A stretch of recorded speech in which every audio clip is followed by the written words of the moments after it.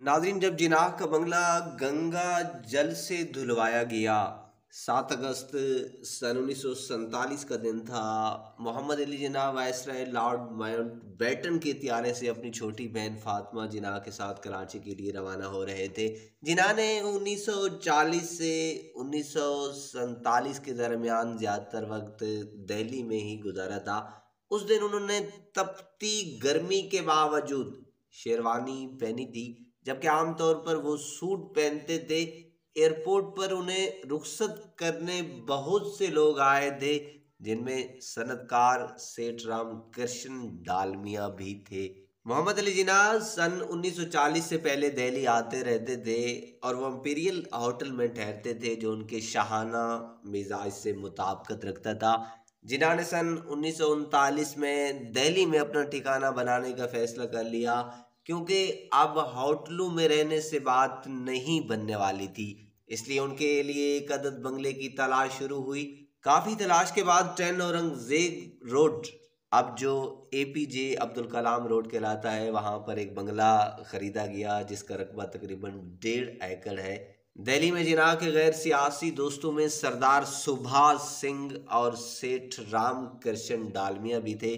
डालमिया की बेटी नीलमा डालमिया ने बताया, मेरे वालिद सेठ राम और मोहम्मद अली जिन्ना के साथ करीबी ताल्लुकात थे।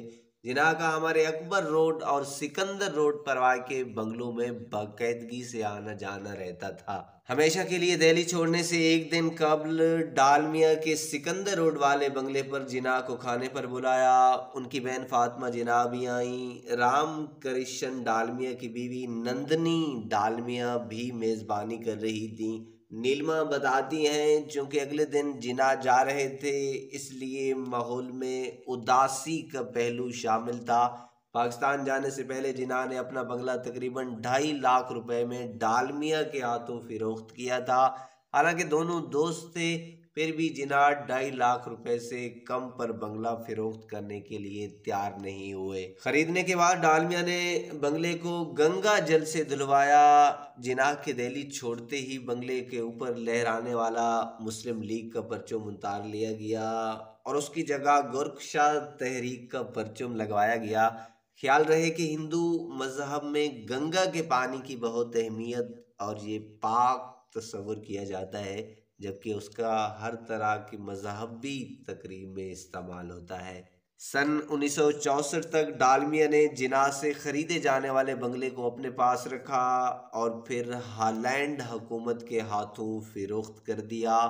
उसके बाद से इस बंगले का इस्तेमाल नई दिल्ली में हॉलैंड के सफ़ीर की रिहाइश के तौर पर हो रहा है। इस बंगले में 5 बेडरूम, एक बड़ा ड्राइंग रूम, मीटिंग रूम और बार वगैरह है। आज इसकी कीमत सैकड़ों करोड़ रुपए लगाई जाती है। नाज़रीन, अभी तक आपने हमारा चैनल सब्सक्राइब नहीं किया तो प्लीज़ इस वीडियो को लाइक और चैनल को सब्सक्राइब करना ना भूलिएगा।